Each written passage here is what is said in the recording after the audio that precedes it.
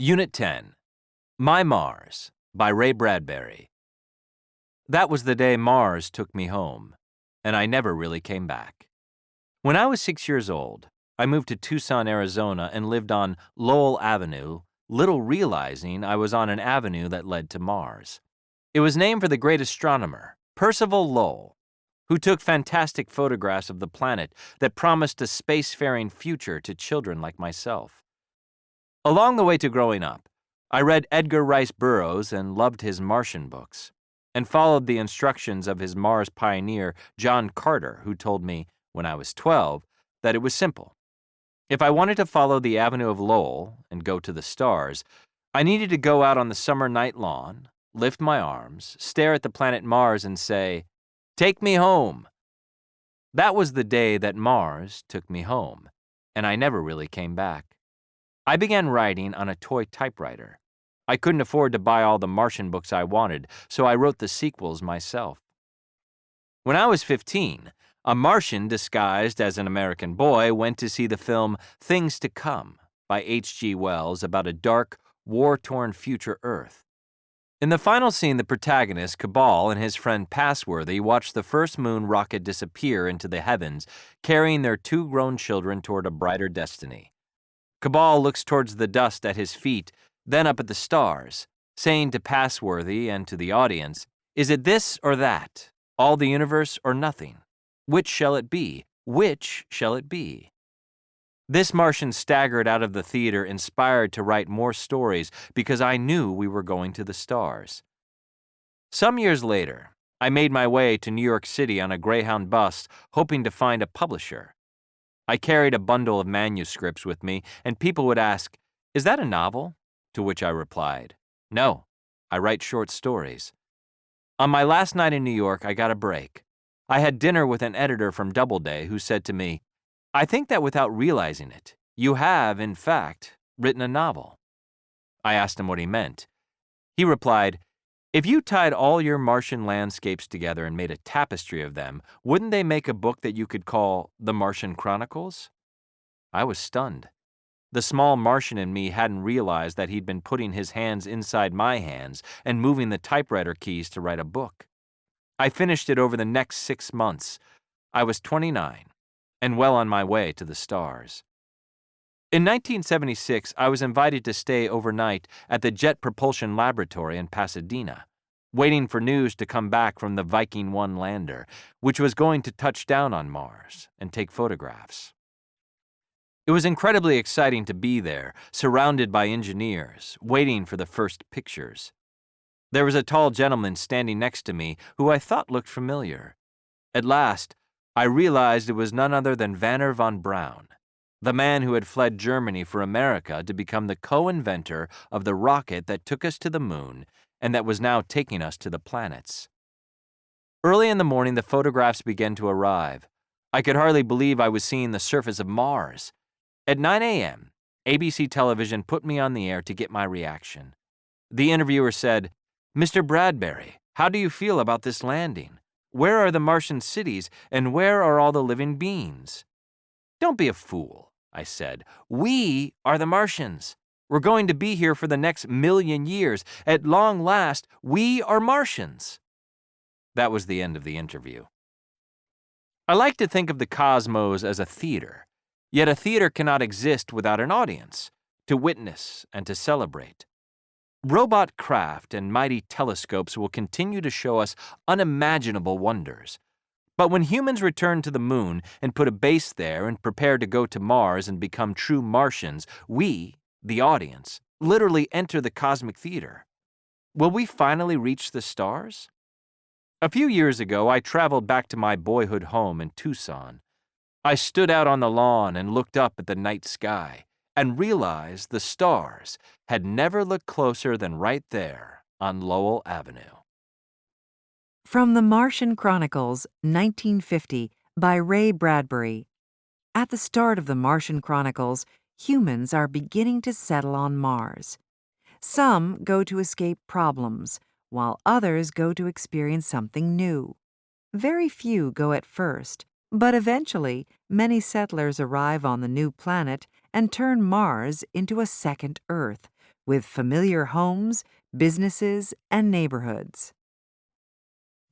November 2005. The Watchers. They all came out and looked at the sky that night.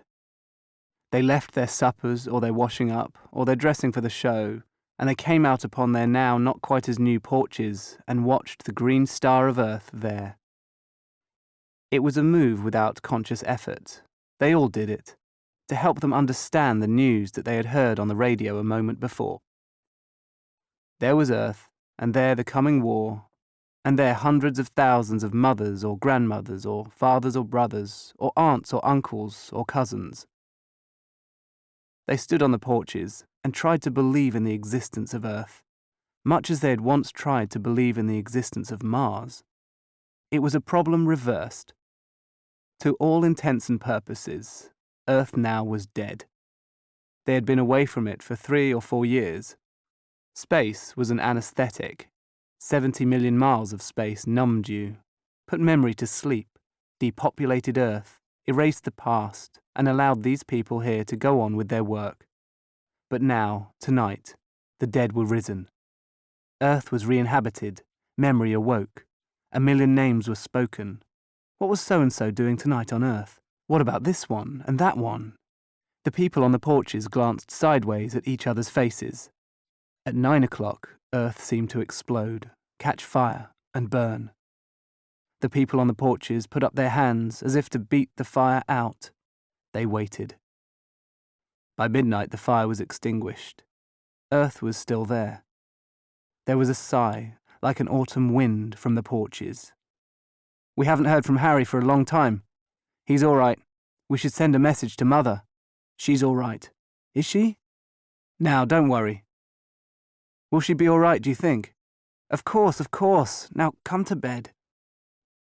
But nobody moved. Late dinners were carried out onto the night lawns and set upon collapsible tables, and they picked at these slowly until 2 o'clock, and the light radio message flashed from Earth. They could read the great Morse code flashes which flickered like a distant firefly. Australian continent atomized in premature explosion of atomic stockpile. Los Angeles, London bombed. War. Come home. Come home. Come home. They stood up from their tables.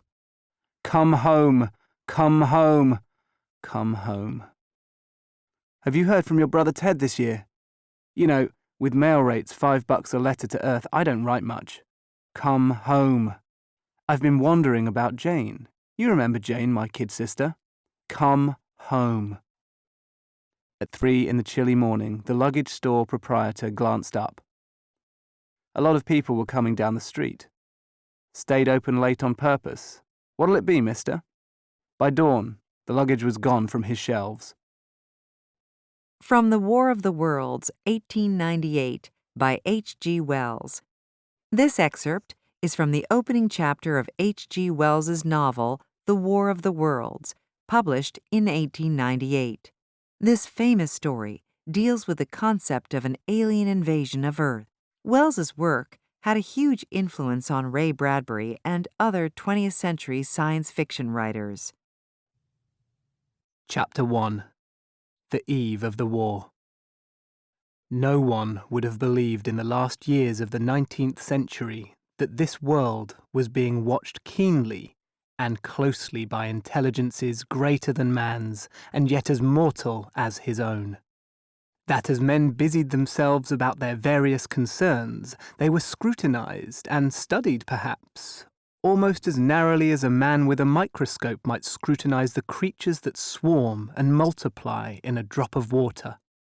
And looking across space with instruments and intelligences such as we have scarcely dreamed of, the Martians see a morning star of hope.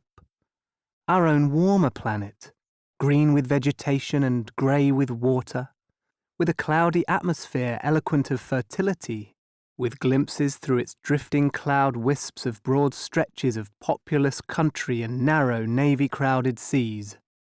And we men, the creatures who inhabit this earth, must be to them at least as alien and lowly as are the monkeys and lemurs to us. The intellectual side of man already admits that life is an incessant struggle for existence, and it would seem that this too is the belief of the minds upon Mars. Their world is far gone in its cooling, and this world is still crowded with life, but crowded only with what they regard as inferior animals. To carry warfare sunward is, indeed, their only escape from the destruction that, generation after generation, creeps upon them. And before we judge of them too harshly, we must remember what ruthless and utter destruction our own species has wrought. Are we such apostles of mercy as to complain if the Martians warred in the same spirit?